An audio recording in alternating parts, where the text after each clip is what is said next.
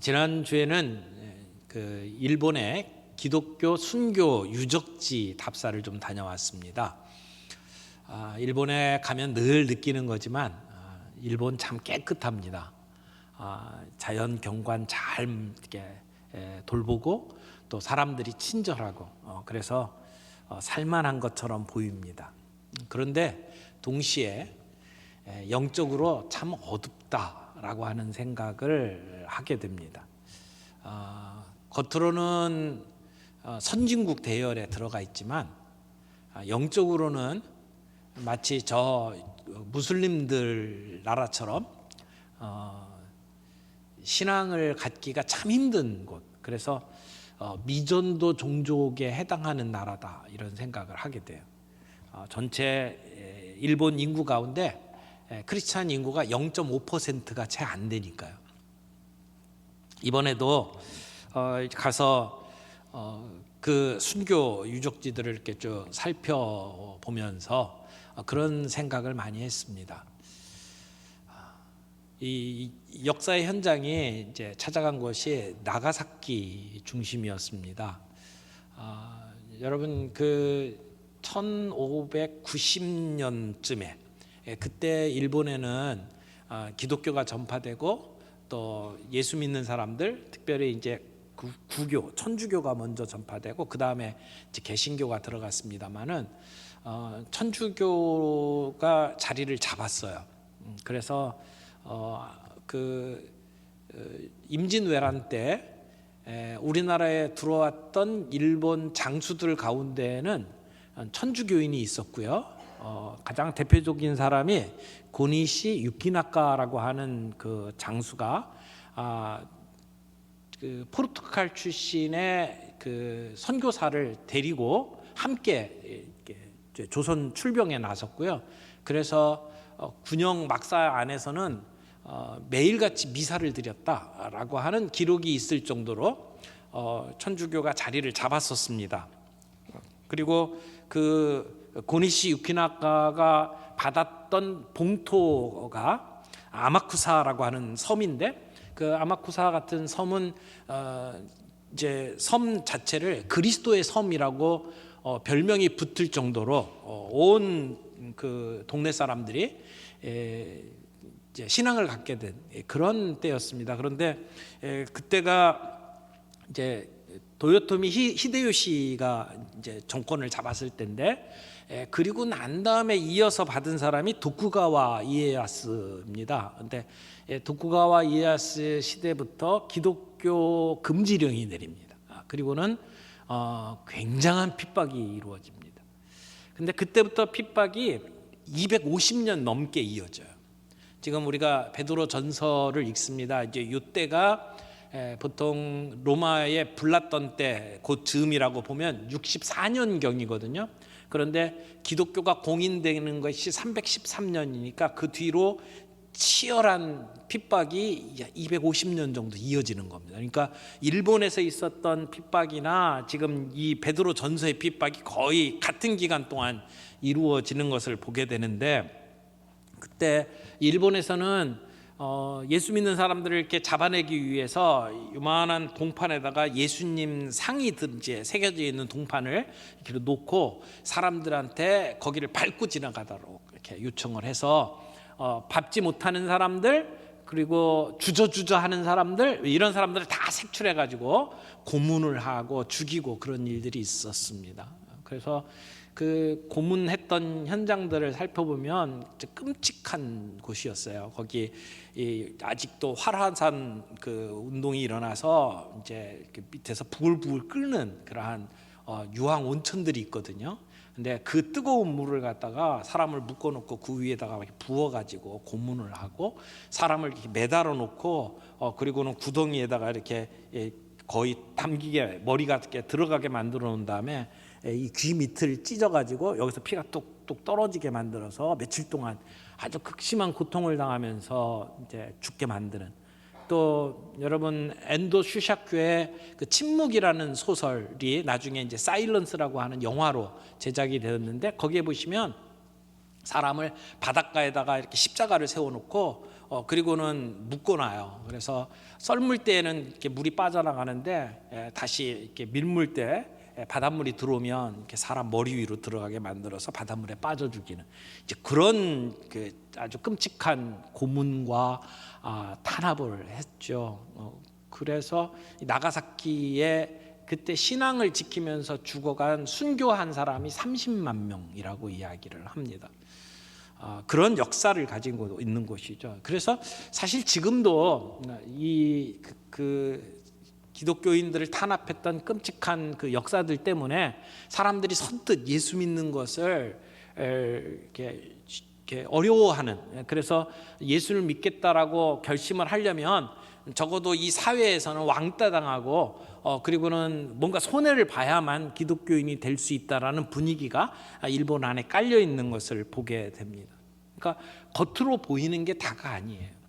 물론 오늘 본문을 보게 되면 베드로가 우리에게 이야기하는 것이 고난과 핍박이 있다 할지라도 그게 다가 아니다. 또 보이지 아니하는 하나님의 영광이 있다라고 하는 것을 이야기를 해요. 그래서 오늘 우리가 우리의 세상을 바라볼 때에 겉으로 드러나는 모습들만 볼 것이 아니라 영적인 눈으로 이 상황, 사건들을 볼 수 있는 그러한 안목이 우리에게 있으면 좋겠다라고 생각을 합니다. 오늘 이 베드로 전서를 저희들이 함께 읽었습니다. 그런데 베드로 전서의 중요한 그 키워드, 핵심 단어를 세 가지로 정리할 수 있을 것 같아요. 하나가 고난입니다. 이 베드로 전서의 핵심 주제가 고난이에요. 고난이라고 하는 단어가 무려 15번이나 등장을 합니다. 굉장히 중요한 단어죠. 또 하나의 단어는 소망이에요. 고난이 있지만 무너지지 않는 이유가 산 소망이 있기 때문이다. 그래서 소망이라는 이야기를 계속 반복적으로 이야기를 합니다. 그런데 우리가 소망을 함으로 우리가 얻게 되는 중요한 것이 뭐냐? 영광, 즐거움이다. 이렇게 얘기를 해요. 영광, 즐거움. 그래서 여러분 그 영화 배우 이름에 고소용이라고 있잖아요. 그거 기억하면 될 거예요. 고난, 소망, 영광 이렇게 생각하면 이 베드로 전서의 주제를 딱 기억을 하실 수 있을 거예요. 그래서 오늘은 이 세 가지 단어를 중심으로 베드로 전서의 메시지를 함께 생각을 해보려고 합니다. 첫 번째, 고난입니다. 믿음의 고난은 금보다 귀하다라고 말할 수 있습니다. 베드로 전서는 고난의 서신이라고 말할 수 있어요. 베드로 전서가 기록됐던 시대를 보게 되면 시대적으로 교회가 핍박을 받을 때 또는 핍박을 바로 눈앞에 두고 있을 때 쓴 편지죠. 여러분 쿼바디스라고 하는 영화를 보시면 그때가 어떤 모습이었는지 잘 아실 수 있을 겁니다. 당시에 로마를 통치하고 있던 사람은 네로 황제였죠. 그때 이제 로마 시내에 큰 불이 났습니다. 근데 그 화재의 원인이 무엇이냐라고 하는 것에 대해서는 뭐 여러 가지 논란이 있지만 분명한 것은 그 화재의 원인을 기독교인들에게 돌렸다는 거예요. 그래서 많은 사람들이 기독교인들을 탄압하는 데 앞장을 서게 되었죠. 단지 예수를 믿는다는 것 하나 때문에 그들은 체포되고 매를 맞고 구금되고 그리고 심지어 원형 경기장에 끌려가서 맹수의 밥이 되는 그러한 참혹한 핍박을 받게 됩니다. 우리가 믿음을 가질 때, 믿음을 가졌다라고 하는 것은 우리의 마음속에 바라는 소망이 있는 것을 의미하죠. 그런데 우리의 믿음이 현실로 이루어지지 않을 때가 있습니다. 특별히 이 고난의 시기를 보게 되면 내가 갖고 있는 믿음이 분명한 거고 확실하지만 현실과는 거리가 있잖아요. 현실은 막막하고 힘들어요.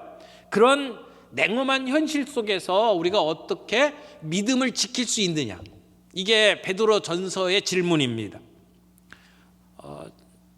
핍박이 일어나는 상황 속에서 사람들이 우리를 바라보고 손가락질하며 조롱하는 상황 속에서 우리는 어떻게 우리의 믿음을 끝까지 지켜낼 수 있을까?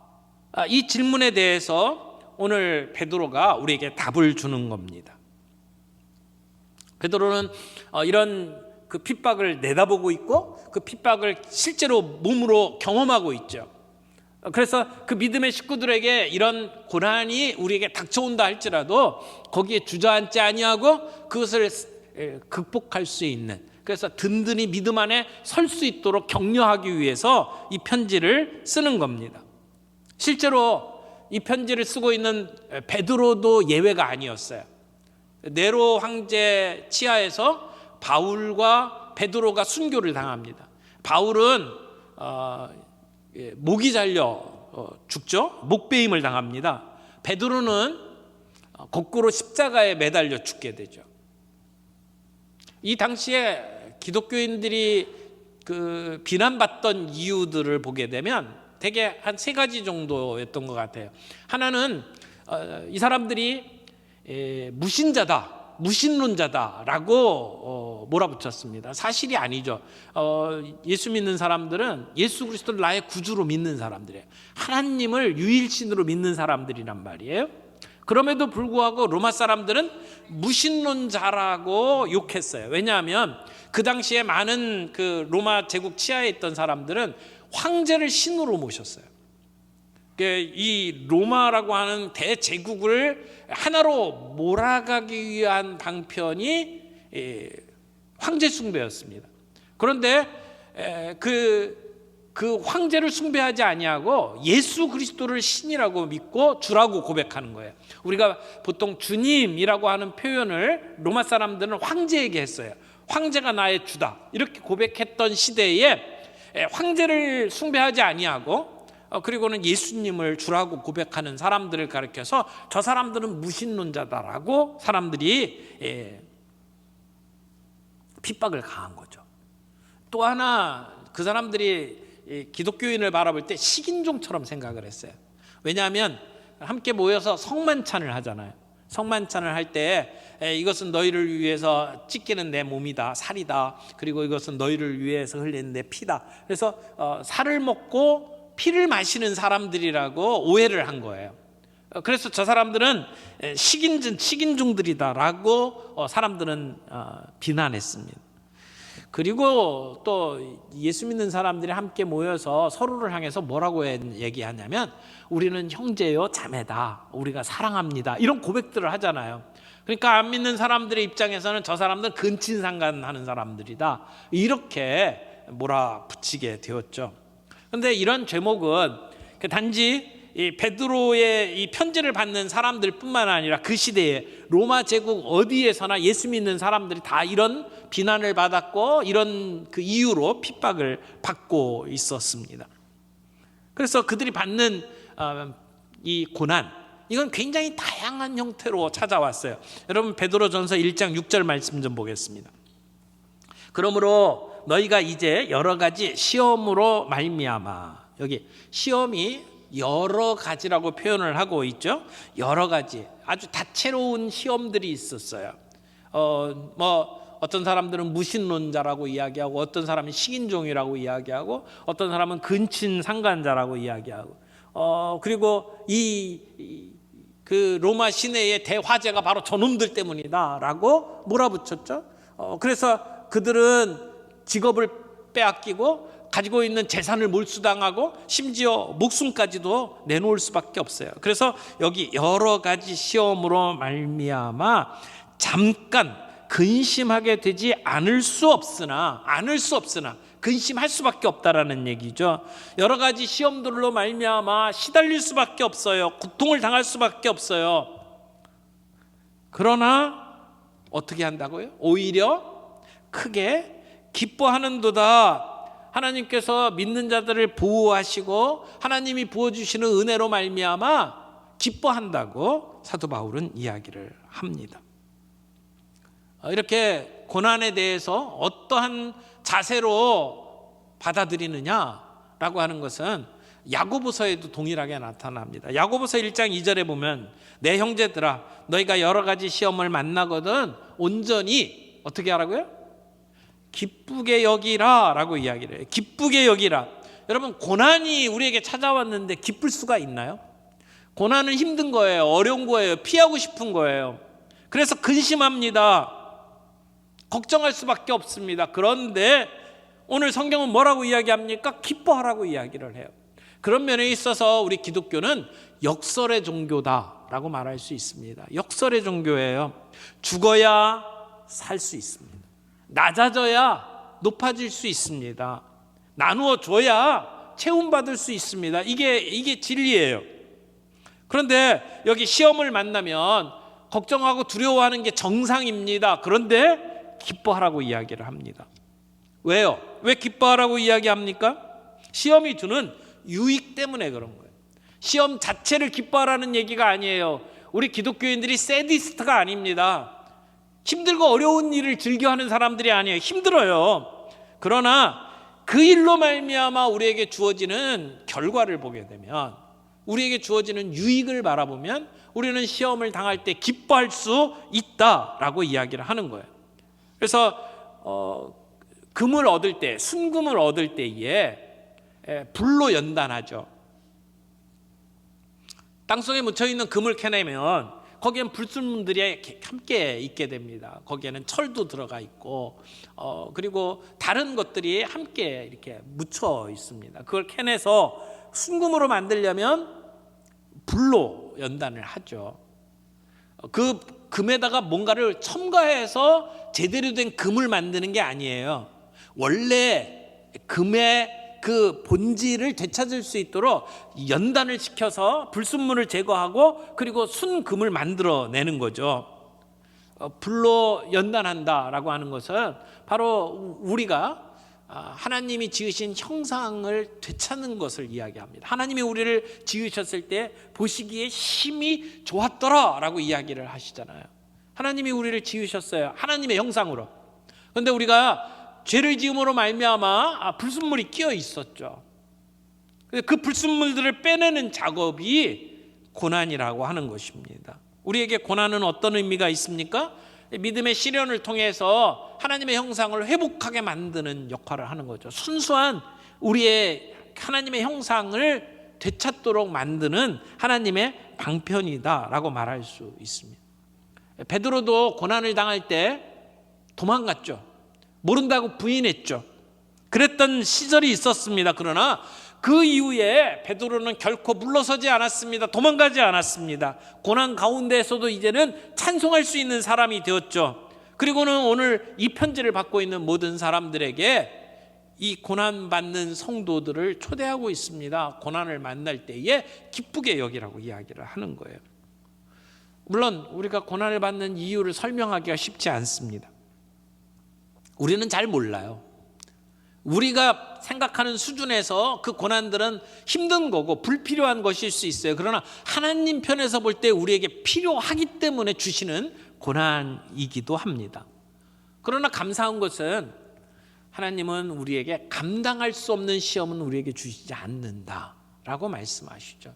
어떻게 보면 시험이 우리에게 올 때 분명한 것은 내게 그걸 감당할 수 있는 힘을 주신다라고 하는 것입니다. 감당할 수 없다면 주시지 않았을 거예요. 우리가 그런 시험을 받았을 때는 내가 하나님께 인정받았구나 이렇게 생각해도 괜찮다고 봅니다. 근데 믿음의 시련은 금보다 귀하다라고 말씀을 합니다. 금보다 귀하다. 여러분 금이 참 좋잖아요. 요즘에도 아이들 돌잔치하고 그러면 금을 이렇게 선물하잖아요. 요즘에 금값 굉장히 올랐더라고요. 이렇게 전쟁이 일어나고 그러면 금값이 올라가나 봐요.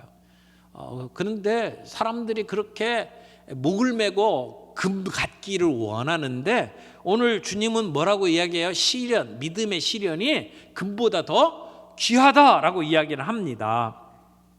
금보다 더 귀한 것을 오늘 주님이 우리들에게 주시는 겁니다. 그러므로 우리에게 고난이 옵니까? 두려워하지 마십시오. 고난이 옵니까? 그 고난을 통해서 우리에게 주실 것, 그 이후의 결과를 내다보며 기쁨으로 그 고난을 맞이할 수 있기를 바랍니다.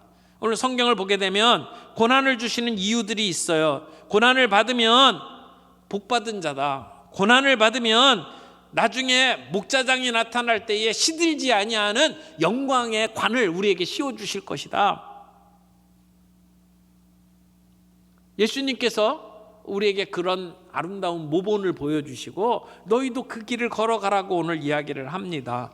그래서 우리는 우리에게 어렵고 힘든 일이 있을 때 그걸로 인해서 좌절하고 그것 때문에 주저앉는 것이 아니라, 낙담하는 것이 아니라, 그 고난을 통해서 하나님이 우리를 어떻게 아름답게 빚어가실지를 생각을 하면서 우리는 그 고난을 기쁨으로 받아들일 수 있어야 한다는 겁니다. 고난이 뭡니까? 고난은 우리에게 금보다 귀한 것이다. 그것으로 인해 우리는 더 주님을 닮아가게 되고 그 고난을 통해서 순금과 같이 우리는 아름다운 모습으로 빚어질 것이다.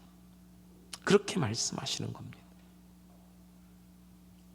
두 번째, 소망. 우리 소망을 볼까요? 소망은 우리가 이런 고난이 우리에게 찾아오더라도 우리가 낙심하지 않게 되는 이유예요. 우리가 고난이 있어도 낙심하지 않게 되는 이유가 산 소망 때문이다 라고 이야기를 합니다. 이 베드로전서에 고난과 못지않게 계속 등장하는 단어가 소망 또는 희망이라고 하는 단어입니다. 여러분, 초대교회 지도자들 가운데 가장 중요한 인물 셋을 뽑아라 그러면 오늘 이 편지를 쓰고 있는 베드로, 그 다음에 요한, 그리고 사도 바울, 이렇게 셋을 뽑을 거예요.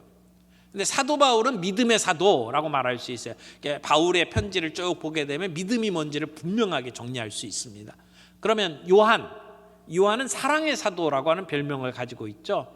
하나님은 사랑이시다라고 하는 명제를 가지고 우리에게 하나님의 사랑을 보여줍니다. 그런데 이 베드로는 소망의 사도다 이렇게 말할 수 있습니다.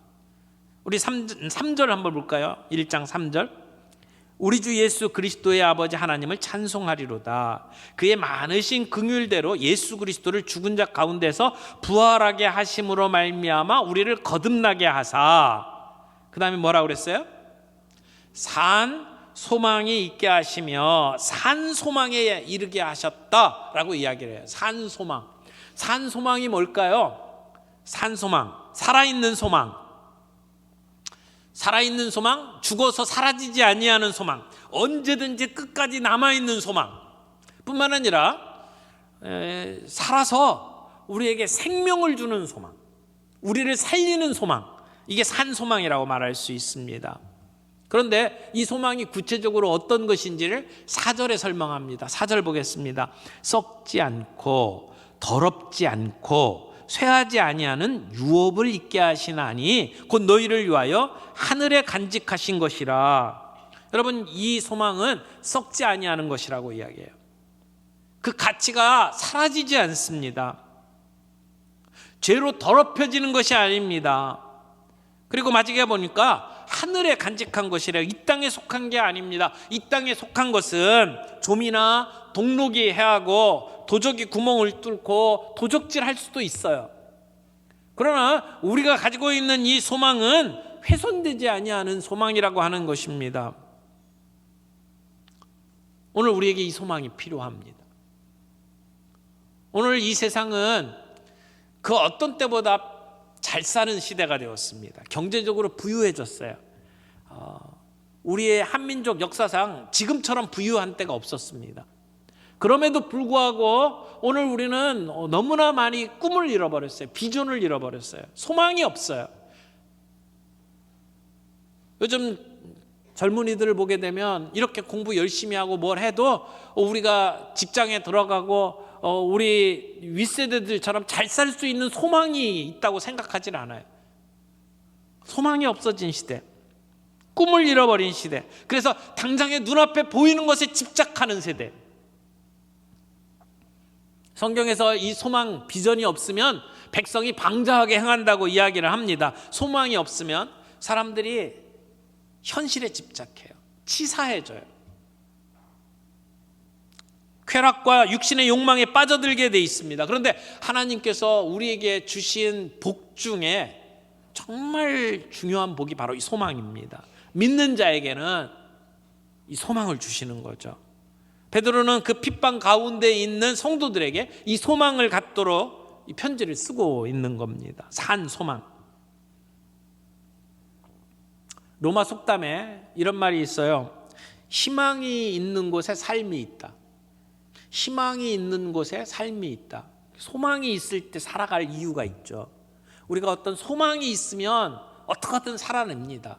근데 소망이 없으면 스스로 목숨을 끊잖아요. 단테의 신곡에 보면 지옥의 입구에 이런 글이 쓰여져 있다고 기록을 해요. 여기 들어오는 자는 일체의 희망을 버리라. 여기에 들어오는 자는 일체의 희망을 버리라. 모든 희망이 사라진 곳이 지옥이라는 거죠. 세상은 이 소망에 대해서 제대로 알지를 못합니다. 사도 바울은 에베소서에 믿지 아니하는 세상을 소망이 없다, 하나님이 없다라고 표현을 합니다.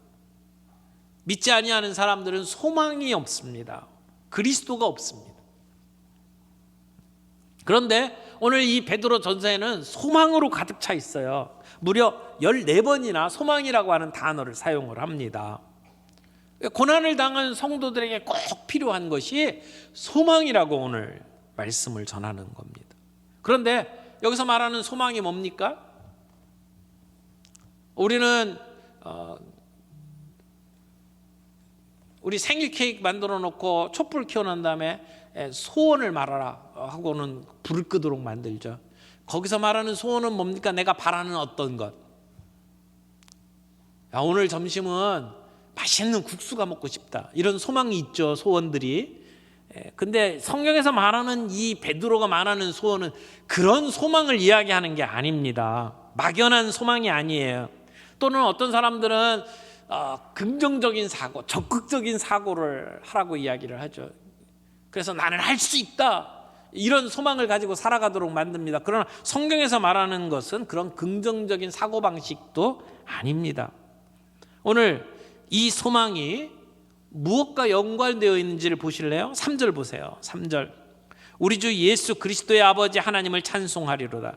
그가 많으신 긍휼대로 예수 그리스도를 죽은 자 가운데서 부활하게 하심으로 말미암아 우리를 거듭나게 하사 산 소망이 있게. 그러면 산 소망은 거듭난 사람에게 있는 것이고, 거듭남의 밑바닥에는 뭐가 있는 거예요? 예수 그리스도의 부활이 있는 거예요.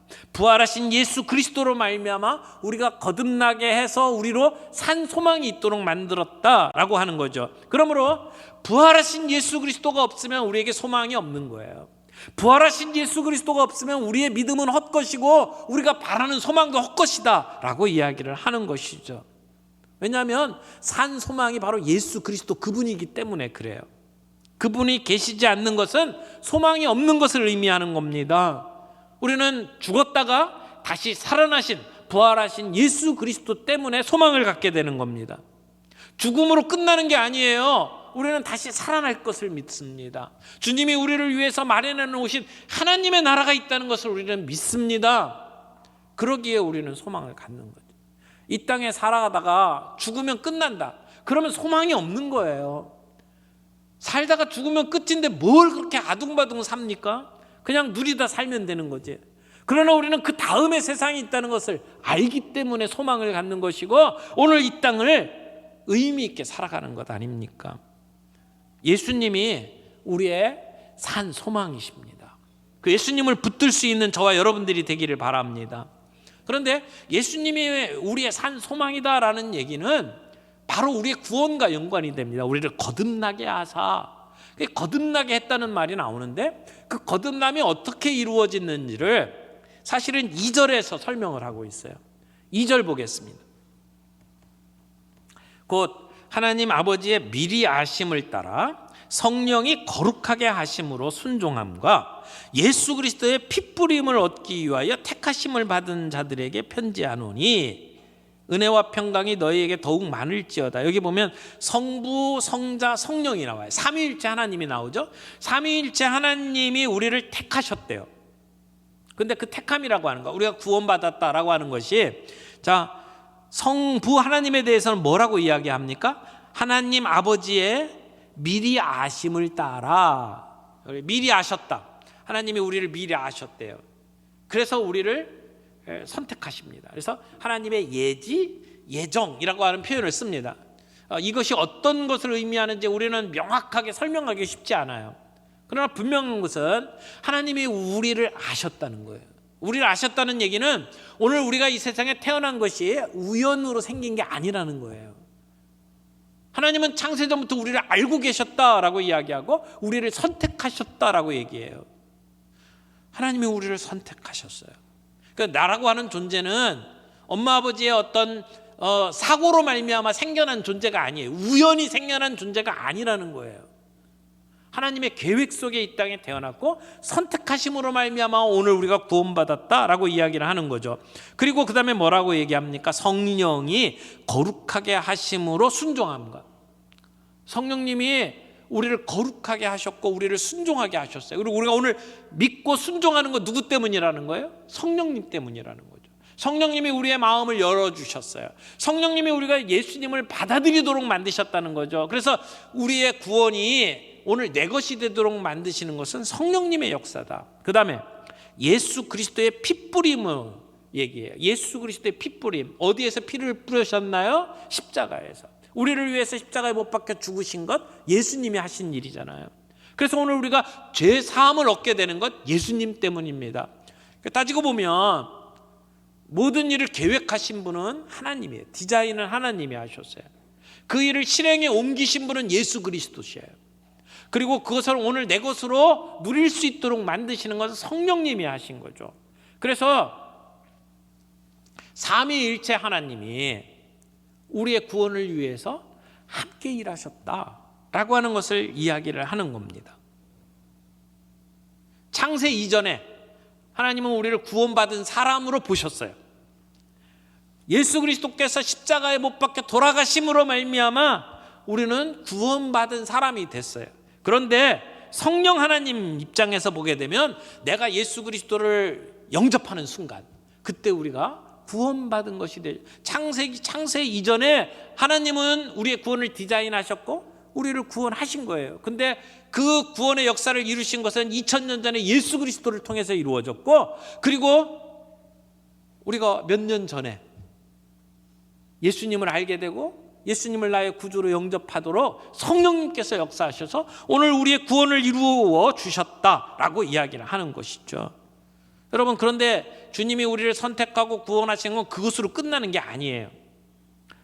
2절에 보면 우리를 구원하기 위해서 선택했을 뿐만 아니라 우리를 흩어지기 위해서 선택하셨다라고 이야기를 합니다. 하나님이 우리를 창세 전에 선택하셨고 그리고 2000년 전에 우리를 구원하시도록 십자가의 구원의 역사를 이루셨고 부활하셨어요. 그리고 어느 순간 우리가 복음을 듣게 하셨고 우리를 구원하셨어요. 그래서 우리는 구원받은 하나님의 사람이 됐어요. 거기가 끝이 아니라는 거예요. 오늘 베드로는 그 구원받은 성도들이 곳곳에 흩어져 있다. 흩어진 성도들이라고 표현을 하죠. 오늘 우리가 이곳에 흩어졌습니다. 오늘 이곳에 우리가 신앙생활을 합니다. 그러면 우리의 구원의 목적지가 어디예요? 구원으로 끝나는 게 아니라 그 다음이 있다는 거예요. 그 다음이 어디예요?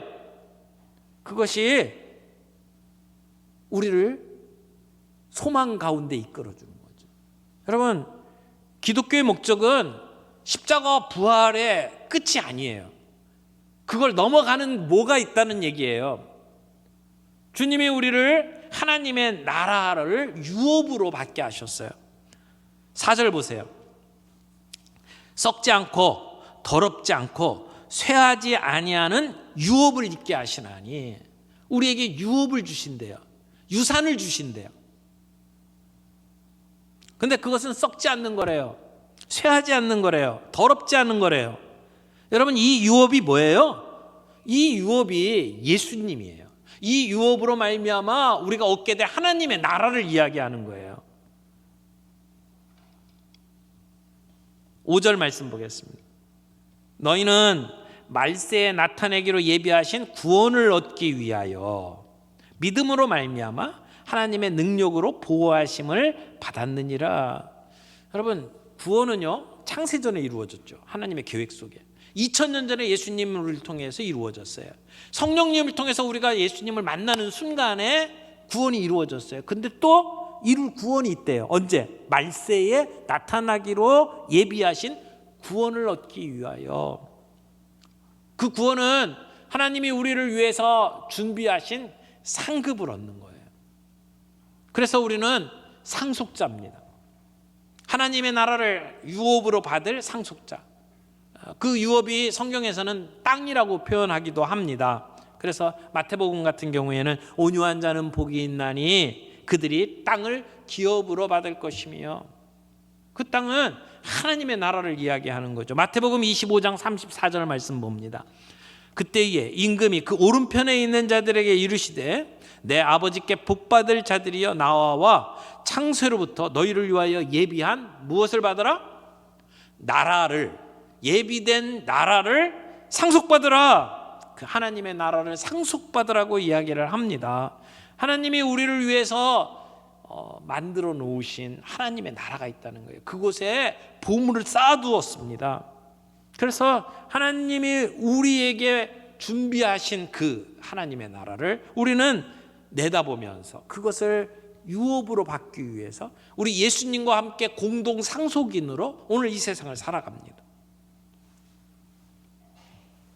그래서 우리는 하늘에 보장된 그 유업을 이어받을 자로 오늘 이 세상을 살아가는 거죠. 그것은 썩는 게 아니에요. 이 땅에 있는 것처럼 있다가 사라지는 게 아니에요. 산 소망. 그래서 우리는 살아있는 소망을 가지고 살아가는 존재가 된 것이죠. 여러분, 우리가 고난이 있지만, 그래서 잠시 힘들고 어려운 시간들을 보낼 수 있지만 우리는 산 소망을 가집니다. 이유가 뭐예요? 그 고난 뒤에 우리 주님이 만들어 놓으신 그 소망이 있기 때문에, 유업이 있기 때문에. 아무리 우리 애워싸고 있는 고난이 역겹고 숨막히는 것이라 할지라도, 그것이 때로는 고통스러운 것이라 할지라도 우리는 소망 가운데 그 고난을 이겨낼 수 있다라는 것입니다. 근데 여기에 연관되어 있는 중요한 단어 하나가 더 있어요. 영광이죠. 셋째, 즐거움과 영광이라고 하는 단어가 나옵니다. 이것은 하나님의 섭리를 발견할 때 얻는 거예요. 여기 고난과 소망이라는 단어를 정리를 했는데 그 다음에 나오는 이 영광과 즐거움이라고 하는 단어가 나오는데요, 이게 쌍둥이처럼 붙어 다녀요. 즐거움이 나오면 영광이 함께 나와요. 13절 보세요. 베드로전서 4장 13절. 베드로전서 4장 13절에 이렇게 이야기합니다. 오직 너희가 그리스도의 고난에 참여하는 것으로 즐거워하라. 고난에 참여하는 것으로 즐거워하라. 이는, 그 다음에 뭐라고 했어요? 그의 영광을 나타내실 때에 너희로 즐거워하고 기뻐하게 하려 함이라. 여기 고난에 참여하는 것을 즐거워하라 라고 이야기하고 바로 이어서 영광이 나오죠. 즐거움과 영광이 같이 나온단 말이에요. 베드로전서 1장 7절 말씀, 우리 본문 중에도 7절에 보세요. 너희 믿음의 시련이 불로 연단하여도 없어질 금보다 더 귀하여 예수 그리스도에 나타나실 때에 뭐를 얻게 한다고요? 영광과 존귀를 얻게 하려 함이라. 여러 가지 시험으로 우리는 잠시 근심하게 되지만 결국은 기뻐할 수밖에 없다라고 이야기를 합니다. 왜?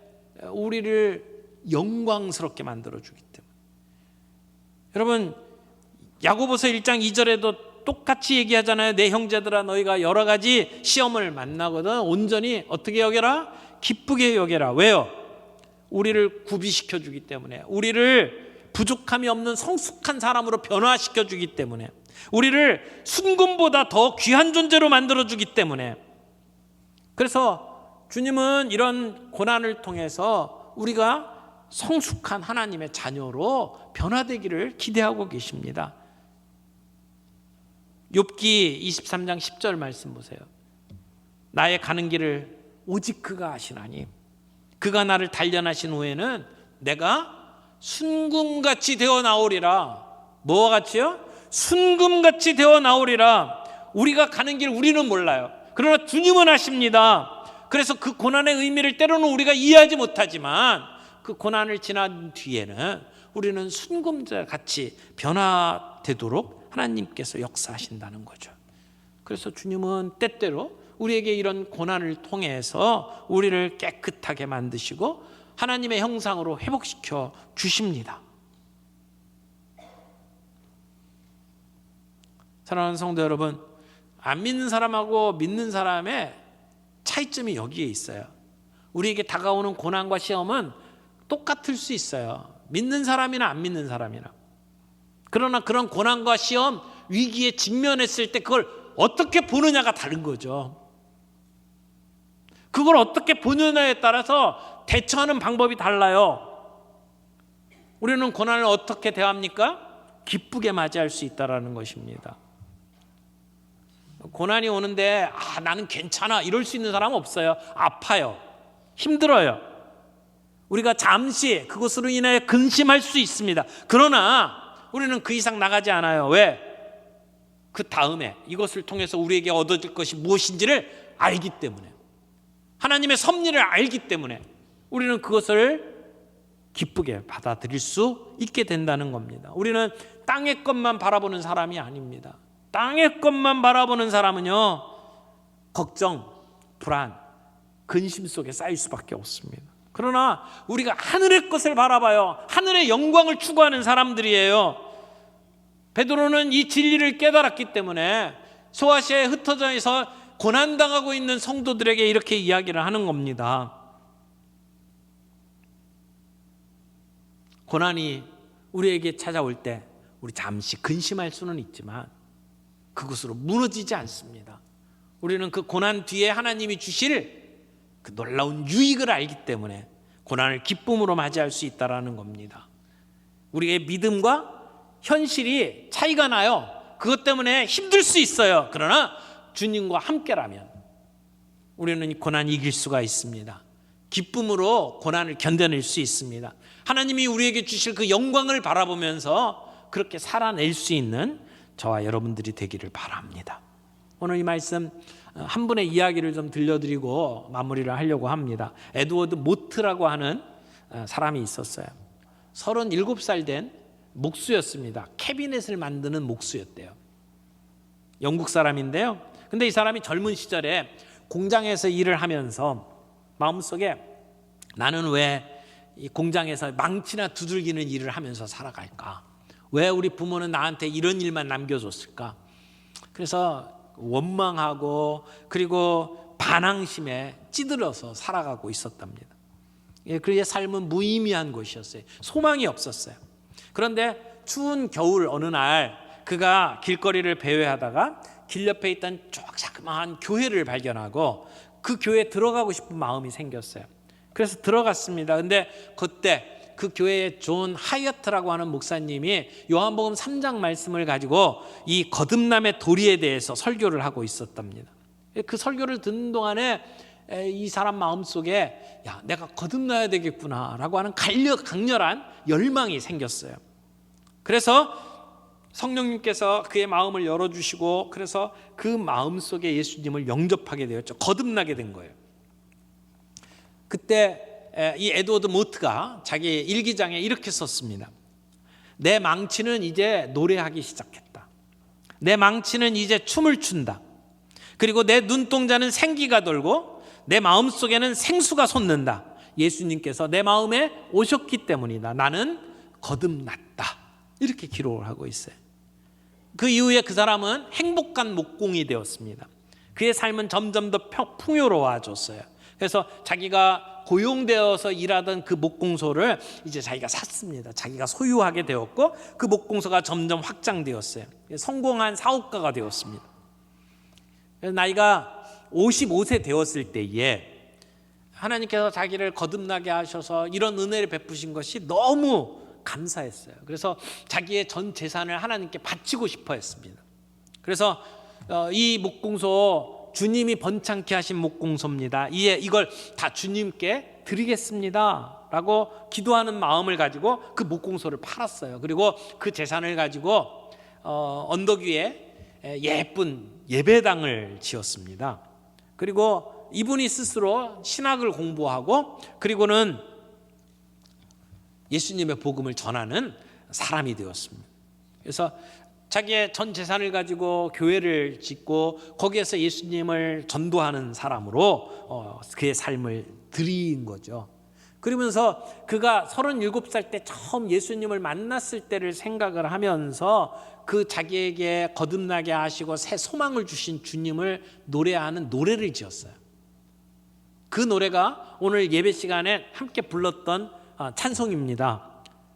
찬송가 488장에 이 몸의 소망 무언가, 옛날에는 이 몸의 소망 무엔가 이렇게 불렀는데, 이 몸의 소망 무언가 우리 주 예수뿐일세. 우리 주 예수밖에는 믿으리야 주 없도다. 주 나의 반석이시니 그 위에 내가 서리라. 그 위에 내가 서리라. 이런 노래를 불렀어요. 여러분, 여러분에게는 그런 소망이 있습니까? 정말 산 소망이 여러분에게 있습니까? 그래서 어떤 고난이 와도 기쁘게 그 고난을 맞이할 수 있습니까? 에드워드 모트가 했던 것처럼 방황하면서 혹시 살아가고 있지는 않습니까?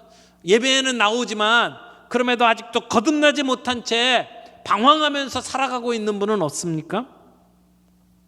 오늘 우리에게 산 소망을 주시는 예수 그리스도, 우리를 위해서 죽으셨다가 부활하신 그 예수님 때문에 내가 고난이 있다 할지라도 주님이 나에게 주실 그 유익을 생각하면서 이 고난을 감당할 수 있는 자로 주님 앞에 설 수 있기를 바랍니다. 우리 주님을 신뢰할 수 있기 바랍니다. 주님이 우리의 소망의 원천이십니다. 주님이 우리의 승리의 비결이십니다. 고난이 오면 고난을 묵상하는 게 아니라 주님을 묵상할 수 있기를 바랍니다. 주님을 신뢰할 수 있기를 바랍니다. 그러면 고난을 통해서 우리에게 유익을 주시는 그 하나님을 만날 수 있게 될 겁니다. 소망은 고난보다 강합니다.